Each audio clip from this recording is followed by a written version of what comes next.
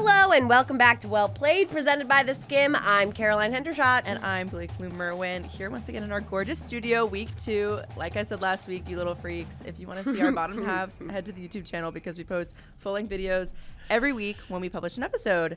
So yeah, if you want to check that out, go to Well Played by The Skim on YouTube. Also, make sure you're following us on Instagram at The Skim. You can also follow us personally on Instagram. Yes. I'm currently workshopping my username. I want to be Blake Morgan because that's my stage name that my mom gave me because that's my first and middle name. Okay. Lou Merwin, it's not cutting it anymore. Okay, you're out. It's too long. You're over it. You got a nice name, but my do I? You do. One time, a producer, told me when I was like networking in college, they were like, "You should change your last name," and I was like, that's he was how like, works. "Hendershot sounds like headshot, not good," and I was like, "Okay, I can only I'll imagine. tell my dad that you hate his name." Let me just run back real quick. Yeah, sorry, it's 300 years crazy, ago. but I know. I wonder what he would say to my last name, Lou Merwin. But you probably hate that too. yes, I digress. Didn't seem like a happy guy. My Instagram is BL.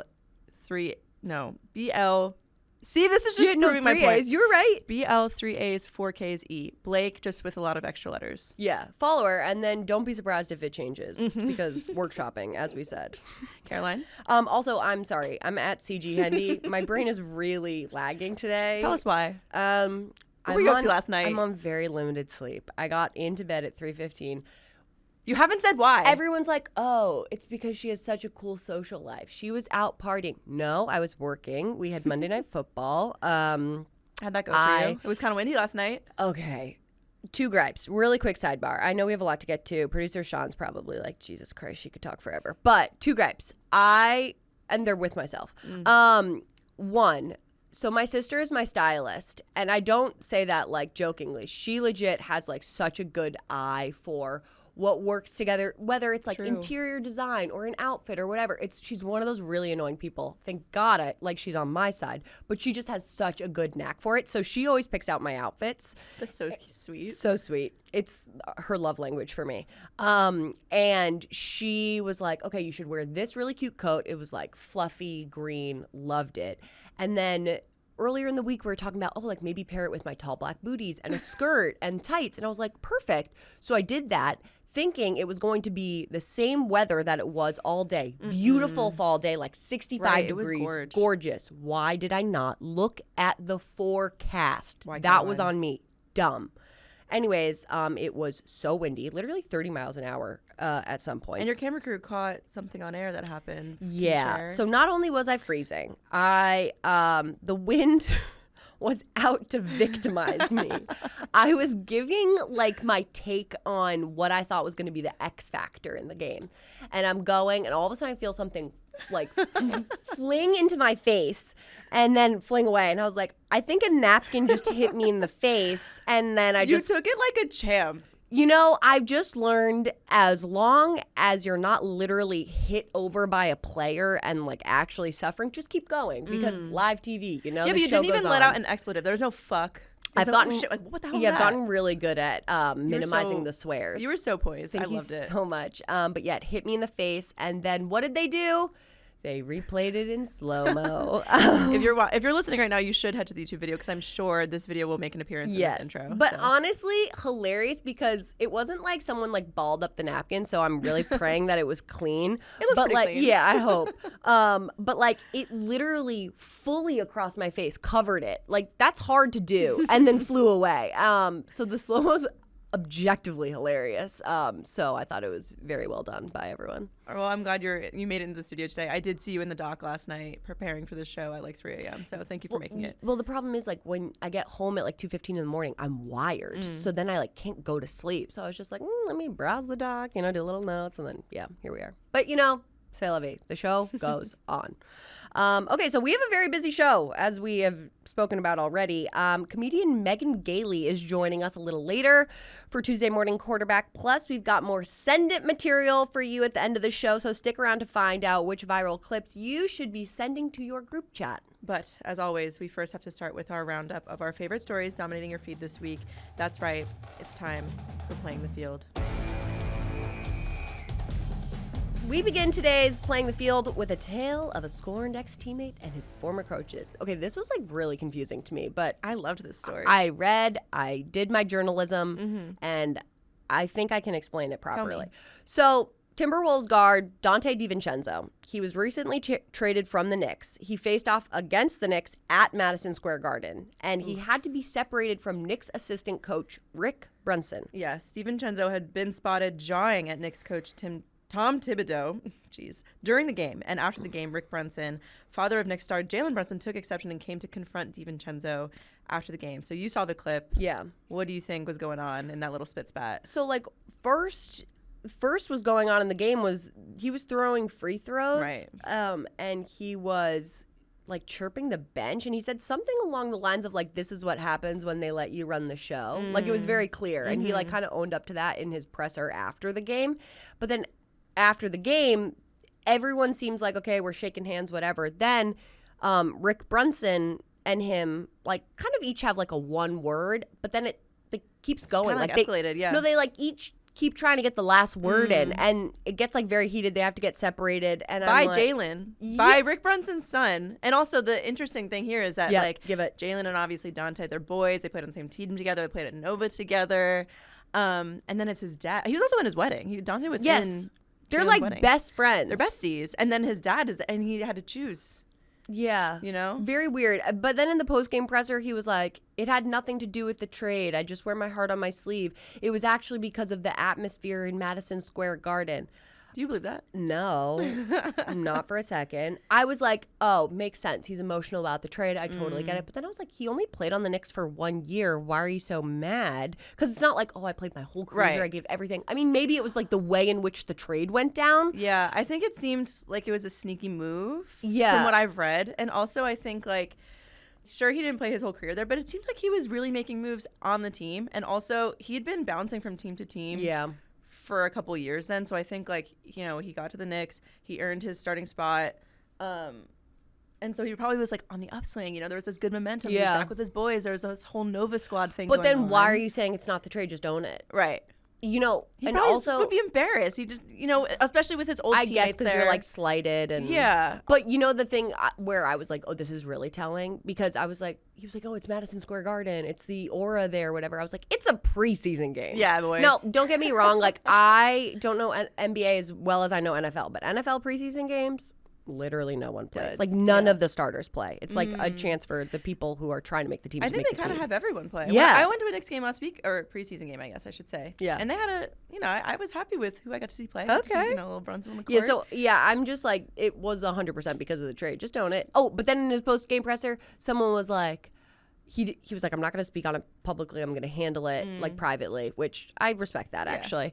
But then he was like, me and Jalen, we're brothers. Like, that's a completely separate relationship. Me and Rick will figure it out. I was like, that is awkward. That's his daddy. That is awkward. Like, why are you putting him in the middle it's so like weird. that? That's what I mean. When at the end, when he had to kind of, like, separate them, it's like, whose side do you choose? Yeah, that's his boy. I mean, interesting spot to put your BFF. Oh, def. Yeah. Definitely feel personal there. Yeah, for sure.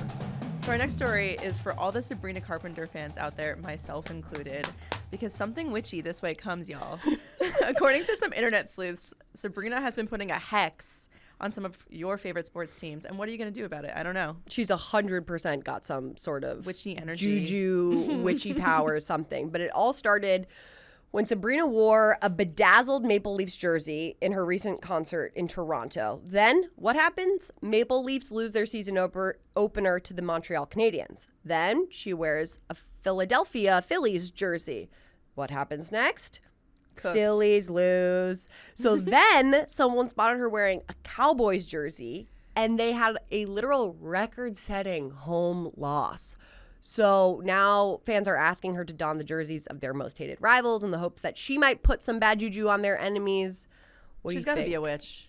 100%. And if she is, Caroline, I need to know, who do you need her to put a hex out for you for? It's an easy answer. I need her to only wear Ohio State merch from here until Thanksgiving. And if that doesn't help Michigan win, I quite literally don't know what will. So that's all I've got. We're going to send her a PR package. No, please. Ohio State, don't you love Sabrina Carpenter and her music? You should really invest in a PR package with every jersey, hockey, football, you name it. Give her the jersey. To the girl. Yeah, I do blindly believe in the magic of any girlina, but especially her. I mean, she literally is like Sabrina the Teenage Witch. Yeah, in real life. In real life, you know, the there was a thing with her music video too, right? Yes. Oh my God. This is actually crazy because this is like, I mean, sports are real life. Yes. But like she apparently helped get Mayor Adams indicted in New York City, which feels more real life to me than sports. No offense, guys. But like basically in her Feather music video, she filmed some of it at a church in Brooklyn. And the priest of the church got in trouble for letting her film there because it was kind of risque. Okay. I liked the music video, watched myself. And so then they started investigating basically like why he let her do that. And then it led to a thread of shady business connections of the priests. And those shady business connections were also linked to Mayor Adams' shadiness. And she literally on stage at her show was like, so apparently I got Mayor Adams indicted this week. And people were going apeshit. It was so funny. I'm telling you, you know how everyone was like, oh my God, her getting the bangs like totally changed her or whatever. Yes. She's putting on a total guise right now. She's putting on the blonde hair, giving herself bangs, wearing these like cute little outfits. She's just really short and tiny and petite. And you just think, oh my God, she's so cute. No. And like, no, girl's got something going on. She's making magic happen. And especially for New Yorkers, I saw many people were very happy about this. Yeah. In fact, some may say, you know, as the saying goes, Jesus was a carpenter. But the carpenter in this case was little Sabrina Carpenter. I think she's like 5 feet tall. No, who knew such she's power literally, in a small woman? I think someone, I forget who, someone online was like, she's like a Polly Pocket. She like, is a she's Polly so Pocket. tiny. She's so cute. Oh my God. So yeah, if you have, I mean, personally, she cannot wear a Liberty jersey. Yeah, no. Anytime soon. So do you want her to wear a Lynx jersey? Yes. Okay. Yes. So does Amanda. Thank you for clarifying. You're welcome. I want her to wear something. It's just not the Liberty jersey. Yeah, okay, that's fair. So Ohio State and Lynx. Please send her some PR. Okay, next up on Play in the Field, we have a topic you know I love dearly. NFL Wags, baby. We love the Wags. Yes, this past Thursday night, 49ers star George Kittle found himself in the end zone alongside his teammate Kyle Juszczyk following the touchdown in the fourth quarter of the team's 36-24 win over the Seahawks. So this is like iconic. I think a lot of credit goes to Kyle Juszczyk because in the moment, George is like celebrating and then he's about to run away and Kyle's like, no, our wives are right over got there. somewhere to be. Let's go celebrate with them. Points to them. They go, jump in to their wives' arms and like celebrate. Iconic. Have you seen that before? Touchdown celebration. No, I don't think so because I think, and there's probably other stadiums that also do this, but like the Seahawks having their boxes like down on the field, usually you're up high, like in like sky view kind of seats. Yeah. So you're not like down where you can be like literally on the field. And so they got to celebrate. And then Kyle got a touchdown and then they went and leapt into their wives' arms again. And I'm so here for it. I was very touched. She's just incredible. And would you say that this is the best touchdown celebration you've seen? I mean, it has to be. I'm sorry, it's got to go above the Parent Trap celebration. I respect dance that. We talked about last week. And yeah, not to be super earnest or anything, but in my mind, I'm just like, football players, so macho. Their wives probably put up with a lot of shit, but like, also as I've been learning about football players and just honestly just athletes in general, like their partners sacrifice so much. And even with you, like I imagine your partner sacrifices or has, you know, a lot to think about when you're away at a game until 2 a.m. You don't come home until 3, whatever. Like they sacrifice so much. So it's really nice. I mean, it's such a small visible way to like say thank you and like remember who's important. I thought it was really nice. I'm not calling myself the equivalent of Kyle Juszczyk or George Kittle. Oh, I am. There's a few things that separate us. One being athleticism, but I will say, like the partners of the person who's getting all of their time kind of sucked away by football, basketball, whatever sport, like that is a very hard position to be in. First of all, I'm clingy as fuck. I could never be the partner of an athlete. I don't know how my fiance does it because like I'm gone every weekend and I'm staying out like until like 3 a.m. like you said. So that's like got to be really hard. Shout out to Scott. Yeah, shout out to Scott. What a king. But Kristen Juszczyk, obviously known for, I brought it up last week, but she designs like all of these. She had a collab with Gatorade recently. She really blew up last year, but she like makes all of her game day outfits from scratch. She's very talented, and I think she's trying to like create her own line. I think it's like kind of in the works, but I would love to support. They're so sick. Embarrassing,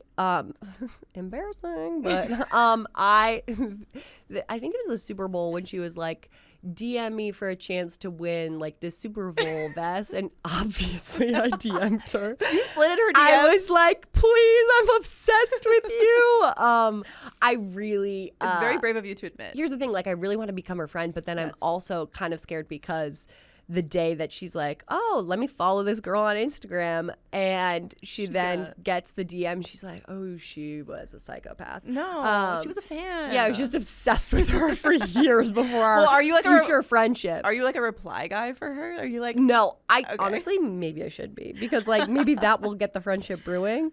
No, but she's so cool and so talented. So I know. Like I said, I really want her merch, and I just love to. I mean, her stuff is very custom. Yeah. If you haven't seen it yet, you should go look at her designs. But I just love thinking about where she got her start. And you know, it was on the floor of her college dorm room, because I don't know about you, but I have tried DIYing many of Rutgers t-shirts. For game day. Yeah. I even tried a skeleton design once. Did not go well. Impressive. So I just love to think about her, where she started and where she's obviously at now. The only DIY that I did that was successful, I tried a bunch, a lot did not succeed, was I just cut the sleeves off of an extra large Michigan t-shirt and like made it a dress, and that was it.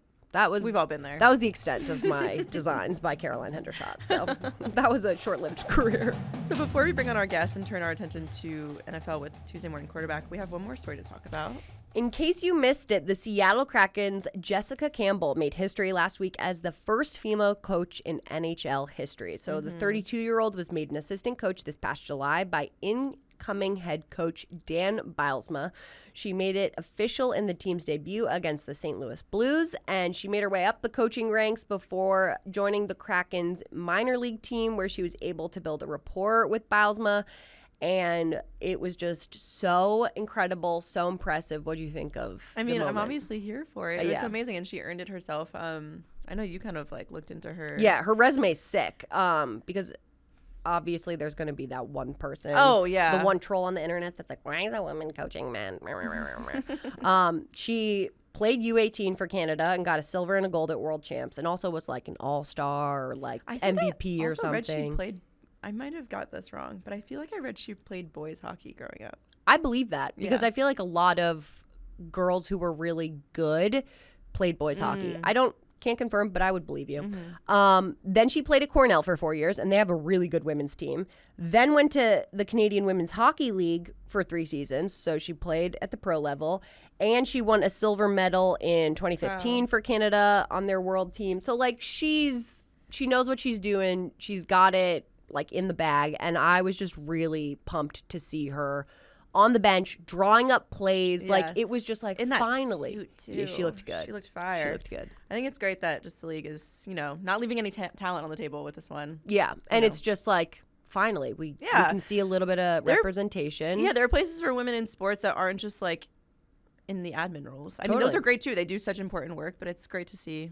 Yeah, front and center. Loved it. When we get back, we'll be joined by Megan Gailey, comedian host of the Sports Bitches podcast, to talk all about football, so don't go anywhere.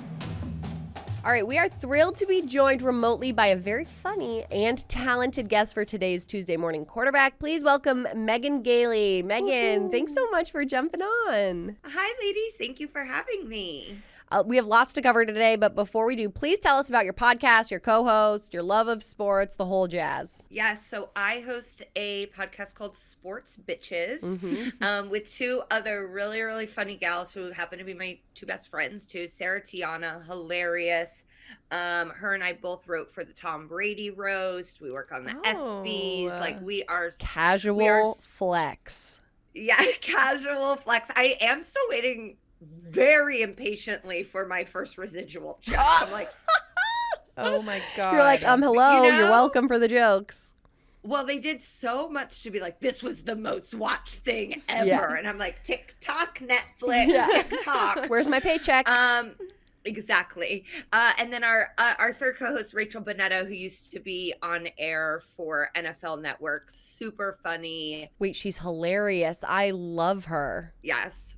Oh, she's the best. She got married in July, and Sarah and I got to speak at the wedding, which was honestly a bigger gig than Tom Brady roast, probably. I respect that 100%. Yeah. And it's like higher pressure, obviously, the stakes. Well, yeah, and we were closing out the wedding. You know, we were the headliners. Oh, shit. And so we really, like, people could see us in the corner, like, what are those two bridesmaids plotting? And it's like, you don't know, we're crazy. They were scheming and plotting. You don't even get it. Who is your NFL team, Megan? I have to know. I am, as you can see over my shoulder, I am a big Indianapolis Colts fan. This is the exact mileage Love from it. where I had my baby shower to Lucas Oil Stadium. Oh, that's really So I am ride or die Colts. So you're a big Joe Flacco fan.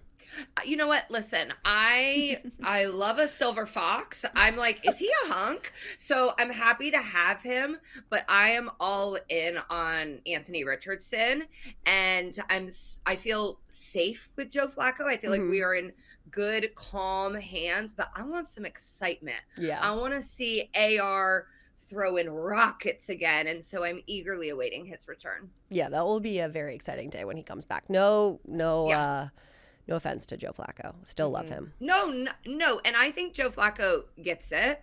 Anthony Richardson's mom, I'm sure you saw this, is 8 days younger. We covered than it Joe on our Flacco. show. Yeah. Oh my God. Insane. And so it's like, you know, I love the generations coming together in the Colts locker room. I think that's fantastic.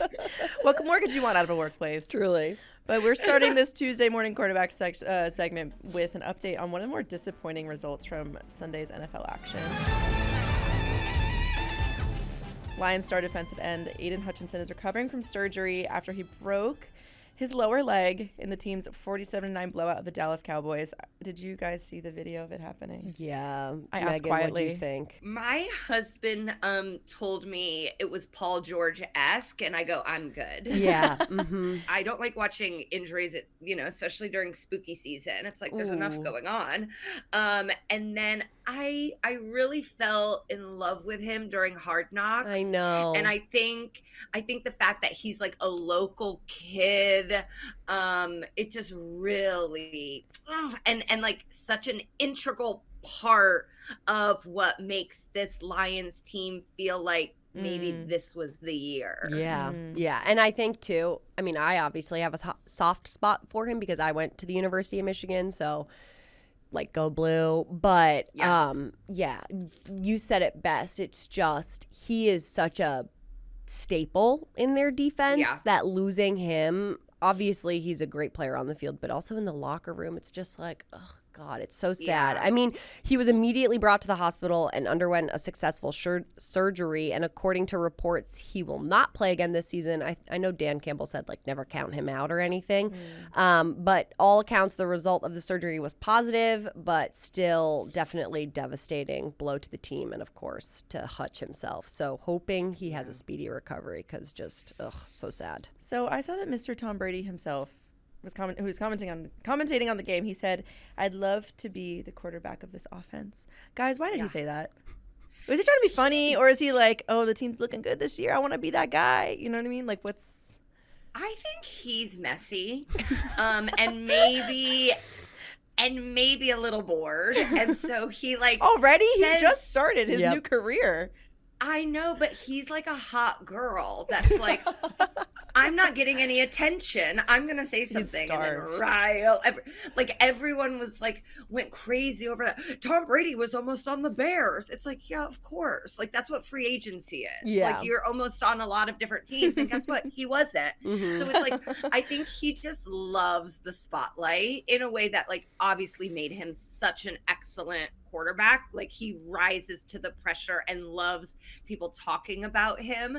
That I don't know. It does seem like if someone called him, he'd be like, I'm already on the plane. Like he's like ready. You know what I think too? I think that he is watching these games and like secretly behind the scenes just clawing his eyes out because he's thinking to himself, no matter how good the quarterback plays, like Jared Goff played an incredible game, threw for over 300 yards.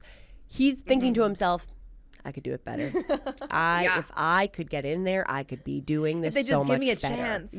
He could pick apart a literal perfect game and be like, could have done that better, could have done that better, could have done that better. Like, I know it's driving him crazy. he's like, listen, Giselle and I already divorced. What else do I have to lose? Like, I should go back. He's like, I'm still not eating tomatoes. Like, I'm ready to go. And so I don't know. I guess it is like, and the same sort of goes for Belichick. When Robert Saleh was fired, it was like, are they calling Belichick? Like, if Mike McCarthy gets fired, like they're both just so close to it still because of all these TV appearances that it's hard to not have them top of mind when there's any sort of personnel change. Right. And I do also think that the Lions are just top to bottom. They are so stacked with players that if you're objectively looking at a team, also they have so much fun on the field that if you're just objectively looking at a team and you know you're a good quarterback, of course you'd want to play for them. They're fun. They've got all the weapons that you could choose from. They're having a successful season so far. It's like, okay, obviously you'd want to play for that team. Makes sense. Dan Campbell cries like every other week. It's like I would play for Dan Campbell, and I played girls tennis growing up. But it's like, where do you need me, coach? Yeah, exactly. I would be ready to go. You're ready to bite off a kneecap, like he said. Oh, I would have run through a cement wall for that man. Oh, I love it. Okay. Next story. Cowboys owner Jerry Jones was on hand for the game as usual, but it was a special occasion. He was celebrating his 82nd birthday when the Cowboys received their worst home loss in the Jerry era. Best birthday present ever. Yeah, thanks, guys. After the game, he deflected questions about potentially replacing Mike McCarthy. So, Megan, you kind of just touched on it. Do you think Jerry's being honest? No. I don't think Jerry has an honest bone in his body unless the 82 years are getting to his memory loss and he thinks he still likes Mike McCarthy. He's like, yeah, my friend Mike. And everyone's like, you don't like him anymore. Yeah. I was shocked Mike McCarthy made it to this season. I thought the Cowboys were absolutely going to make a change in the offseason. They didn't. I think Mike McCarthy is obviously like a good coach. We saw what he did in Green Bay. I'm sure he's a perfectly nice man, but it's like, I don't know. I can't imagine CeeDee Lamb is still listening to Mike McCarthy. Like, it just seems like they've just lost too big. It's so embarrassing. You saw that girl puking on all fours at the stadium. I mean, that was while the Lions fan danced around her. Did the gritty by her. I mean, what happened? It is gonna be. It's crazy, and you're just like, yeah, you know what? Poor girl, but she's summing it up perfectly. Like, we are on all fours heaving right now if you're a Cowboys fan. My producer's telling me to pick up my phone right now and look at what just happened with the Jets. Breaking news. And he said it's a good thing. Good thing and Jets usually don't go in the same sentence. So yes, he did say that. So breaking news. Okay. The Jets are trading for Davante Adams. They're trading the conditional third-round pick. The Jets are let me give you the full breakdown of what they're trading for. Compensation. The trade for Davante Adams is expected to get finalized today. It will be for a conditional third-round pick that can go to a second-round pick, per sources. Okay. Megan, what do you think of that? I mean, it's not shocking. This is what he wanted, obviously. I guess I'm kind of shocked to hear a third round pick, even though I don't think Davante Adams is what he was when him and Aaron Rodgers were together last. But like that seems like not a lot. I guess it just got to the point with the Raiders where he was like, listen, I'm not going to play, so you might as well give me up. Yeah, that's interesting that it's only a third round pick. Guess we'll see where this goes. That's kind of I'm clearly at a loss for words, but in a good way. You did great. Yeah. Thanks. The journalism really just kicked right in right there. Thanks that degree was so much. Did something. Don't worry, Dad. It all paid off in the end. It's not for naught. For our next topic on Tuesday Morning Quarterback, we return to one of the biggest questions from earlier this season. Caroline. Okay. According to head coach Mike McDaniel, Dolphins quarterback Tua Tagovailoa is expected to play again in the 2024 season, though he declined to give a timeline. Tua made headlines after experiencing another devastating concussion in week 2. God, that feels like so long ago now. I know. I had a chance to weigh in on this earlier in the season, but I'm curious what both of you guys think. So, Caroline, we'll start with you. Are you worried that Tua's going to rush back too soon to be with his team? I know Mike McDaniel said that there's still information that he's seeking, so maybe that will alter his decision if it's like really significant news. But from an athlete's perspective, I think you are always trying to rush back for your teammates, obviously, especially like the Dolphins have been struggling kind of as of late. And 2, you're trying to get back to this place of being in the sport that you love, you feel your most natural self in. Right. Like, of course you want to get back on the field. Like, Megan, what do you think? The Dolphins play the Colts on Sunday, so I hope he stays at home for at least one more week, selfishly. And then, it's really hard because I think like as fans and I think as women too, like our empathy is probably higher than most fans. I'm also a mom. Yeah. I don't want to see a disaster happen. And Tua is not only so talented, seems like such a great guy. Yeah. Just like an angelic little face. When I see him on the sideline, I'm like, I love you. Don't hurt yourself anymore. But he's a dynamic player, and that team obviously is a shell of itself without him. So it's hard to not understand that his instinct is play football. He's from a football family. His brother is also in the NFL. I do think he understands the risks.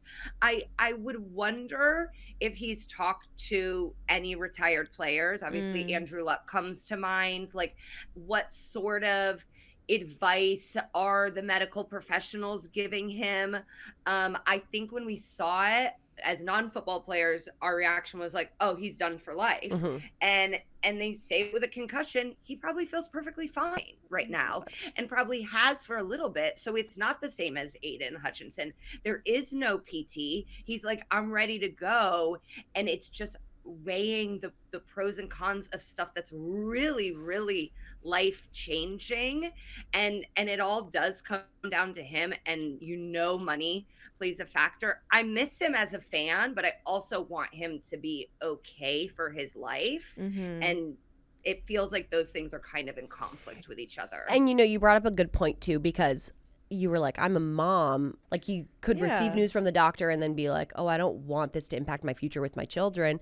But when you're in the here and the now, that's all you can really think about is like, I feel good. Like you said, I'm good. I'm ready to get back out on the field. Just let me go. This isn't a big deal. Like, you guys are chalking it up to make it kind of maybe seem bigger than it is or whatever. I don't know what he's saying. But yeah, I think it's definitely really complicated. And I'm hoping the best for him.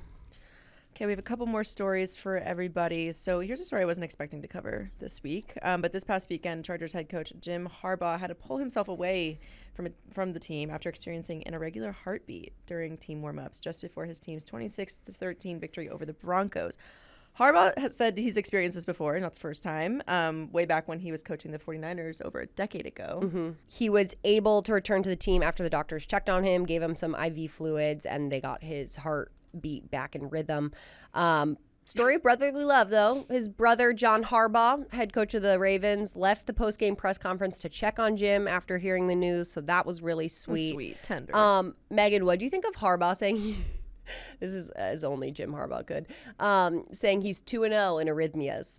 I mean, it ties so much back to Tua. Like, it's like that athlete never leaves you. He's like, I got to coach. It's like anyone else. Now, obviously, they have a medical staff there on site.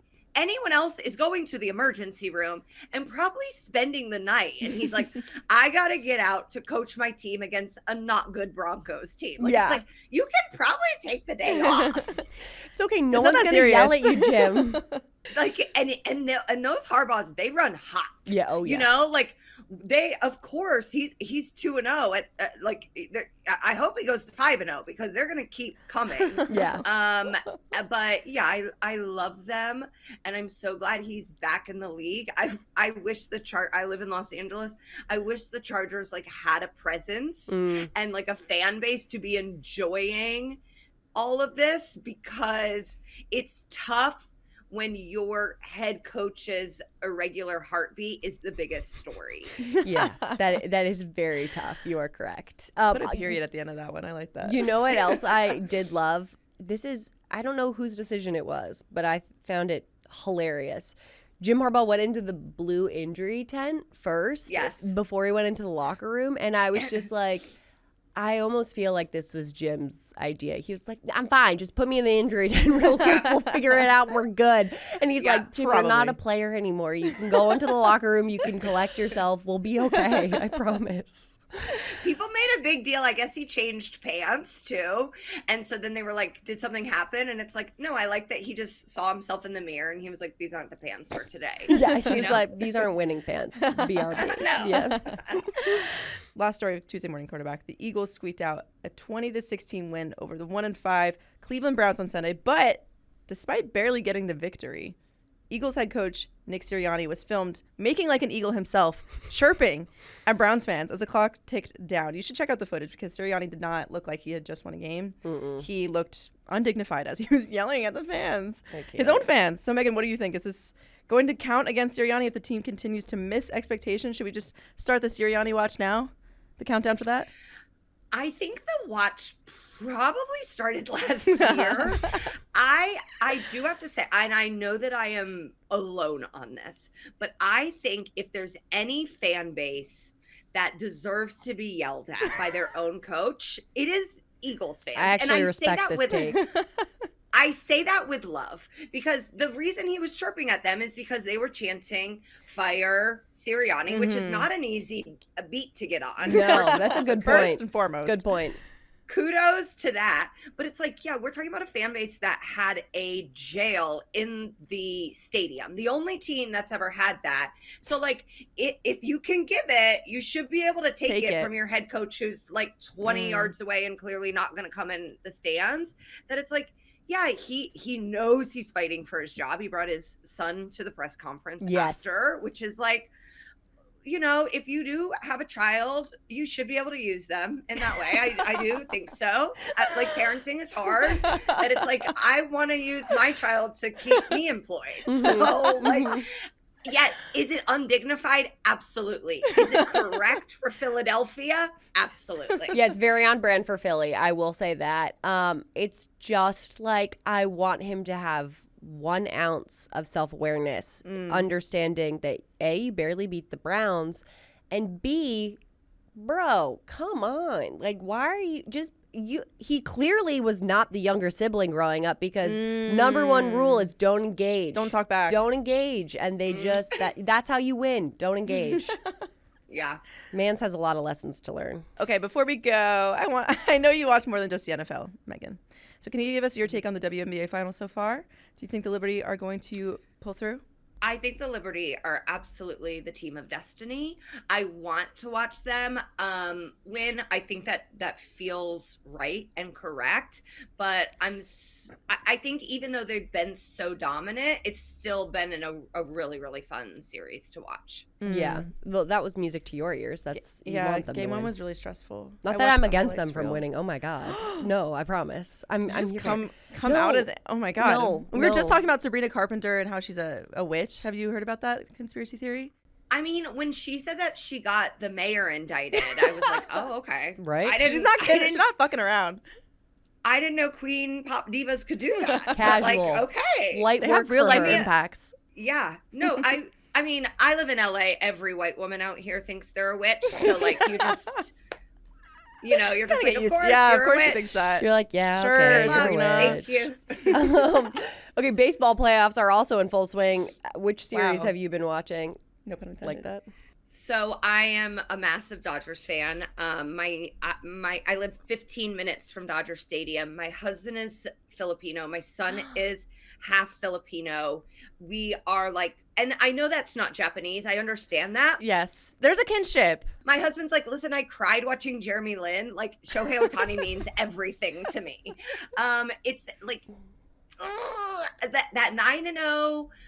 Game 1, it was like, we're going to the World Series, baby. Like, I was like, we're not going to Hawaii. Cancel that trip. We're spending it all on multiple Worlds. I'm like, my son, you're 2.5. You're not going to remember this. You're going to the World Series.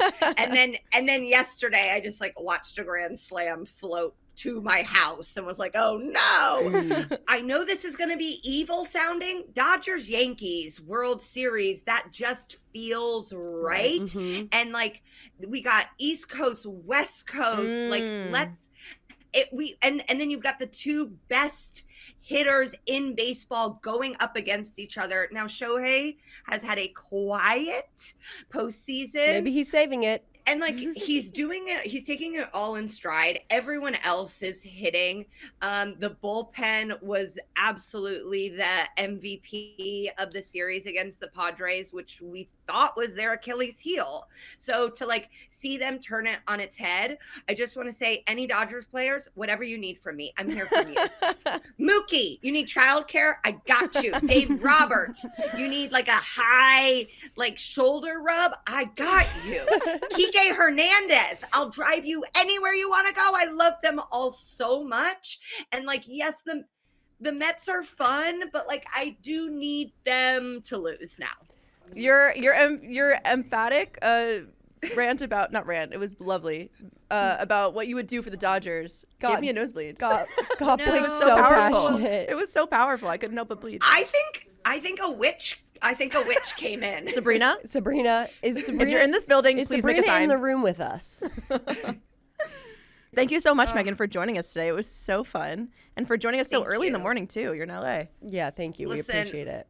My toddler got up at 5:50 today, and I said, He okay, sure did. Well, then I'll be ready to go for well played. Appreciate it, Megan. Thanks so much. All right. I'm back. My nosebleed is gone. So we're finally concluding this episode. I think that was a sign. We got to wrap it up. Yeah, they were like, shut up. Yeah, but we're going to conclude this episode with a game we introduced last week. The people said they loved it. Send it back to us. So this is the Skims' very own version of Send It To Me, Rachel, that TikTok, if you know what that is. I hope you do. If not, I can provide links. Caroline, are you familiar with that one? I'm familiar. Okay. Well, this game is called Send It, and it's a selection of our favorite viral moments from the week that you should be sending to your Sports Girlies group chat.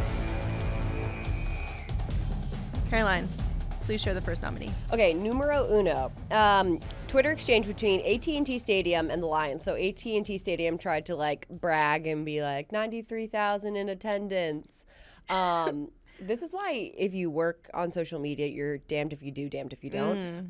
They posted a picture of the stadium and obviously the Jumbotron's in it, but they blurred out the score on the Jumbotron. But like, it was so obvious. Like, guys, either A, don't post that picture, post just fans, or don't do it that obviously. Yeah. So then the Lions retweeted it, and we're like, is it us or does the scoreboard look a little blurry? That was so pathetic because it's like you guys tried to not bring attention to the fact that it was not in your favor, and then you actually made it worse. You did the opposite of what you wanted to do. Made it so much worse. Yeah, not good. That was a good one. But anyway, I'm next. So this Send It game is Lions heavy, we'll admit. But did you see the video of Lions QB Jared Goff giving the game ball to his head coach, Dan Campbell, after the game? Yep. Oh, my God. I thought it was so sweet. First of all, I thought that Campbell's speech at the beginning was very touching. I was like, honestly drawn in by that. Yeah. And then to see the boy give the ball to the coach. Where he used to play. Right. So he was like, this game ball is for the guy who, I mean. Yeah, he's a rock, whatever. And honestly, when he gave him the game ball back, because Dan Campbell obviously gave it to Jared Goff for a really good game, then Jared Goff was like, no, fuck that. It's yours. He looked like he was going to cry, and I was like, oh my God. These are just little I love a man who cries. You know what I mean? Like, there's a little boy in there. Yeah. That inner child he's still in there. I mean, and everyone just wants to feel appreciated. Yeah, it was really sweet. Loved it. That was a nice, wholesome one. Okay, 2 more nominees. I once again am doing Lions. This game just kept on giving. So Lions running back David Montgomery had the latest touchdown celebration that I'm obsessed with. So he does the Disney, you're watching Disney Channel, and does like the ears, which I will say, whenever anyone does it doesn't look good. Like, even when the Disney stars did I was going to say, yours was looking a little incomplete there. Yeah, no, I stopped because I was self-conscious of it. You're calling me out on my shit. But I was like, okay, so it was like, you know, you do the head, then the ear, then the little top, and then the ear, and then you come back down. And all the Disney stars always made it look really cool and chic. I think he did a good job. I thought he did. Yeah, but just hilarious that that was his I know. Well, touchdown celebration. Do you know how old he is? No. Okay, I was gonna say, like, only people like in our generation and maybe our parents who caught the TV shows at the time would know what that is. Yeah, I'm sure some people saw him do it and were like, "What the hell was that?" Personally, I'm waiting for someone to do the hoedown throwdown. Yeah, that's kind of a deep cut. That to me. That would be so funny. I'm waiting for it. I did learn that back in the day. I forget all of it. Did. I forget all of it. But no. The thing is, I haven't forgotten it. Yeah. It's kind of like poison. I don't know. I also made myself learn the Soulja Boy dance. Of course you did. In 4th grade. Of course you did. In 4th grade, nonetheless. Sean was trying to get me to stand up and do it. And honestly, I would, but now because he asked for it, I'm not gonna. Okay, I'm not gonna. You're gonna have to pay for that. That's gonna be on our Patreon page. It's gonna be on the Patreon page, and that doesn't also exist yet. Blake's exclusive content on Instagram that also is yet to exist. Yet. I think you need probably like 10 for that. Yeah, I just love the creativity with all of the touchdown dances. Okay, I'm going to need your help for this one. Okay. So the last one that you need to send somebody in your life, perhaps you saw it, the Oregon Ducks football team pulled off a thrilling victory over Ohio State this weekend, but maybe you didn't quite catch how they did it by exploiting some loopholes. Yeah. Can you explain the bizarre rule and how they used it to benefit their team? Okay, so let me try to do this as succinctly and clearly as possible. Skim it, honey. 10 seconds left on the clock, okay? It's Ohio State's ball. Oregon puts an extra player on the field before the ball snaps. So they have 12 men on the field. Illegal, by the way. Ohio State throws the ball, incomplete pass. Then they get penalized, Oregon does, for having 12 men on the field. But it's only a 5-yard penalty, by the way. So still out of field goal range. They couldn't make a field goal from that distance. But by doing that, they kept that play on the clock, which means that it took 4 seconds off the clock. So there was only enough time for one play left. So they either had to throw a Hail Mary or because they couldn't kick a field goal. So they either had to throw a Hail Mary or something had to work in their favor. The quarterback ended up like sliding, like running and sliding. So I don't know what play was even called, but let me tell you, Dan Lanning, their head coach, he's playing chess, not checkers. that man's figured it out. Fully on purpose. Like 100% on purpose. I don't think he commented on it yet.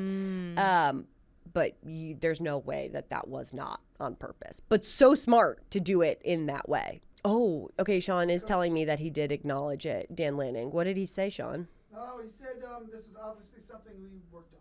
Oh, this was obviously something we worked on. Again, chess, not checkers. He's Man's like, not this is messing our new around. choreography. He's Let's like, try it out in the field. He's like, you want to play me? I will outsmart you every step of the way. Here for it, Dan. Okay, that's it for this week. Send it. Send them to your friends, families. Sorry. If you can have many If families. you do have multiple, please send them to both, or more than both.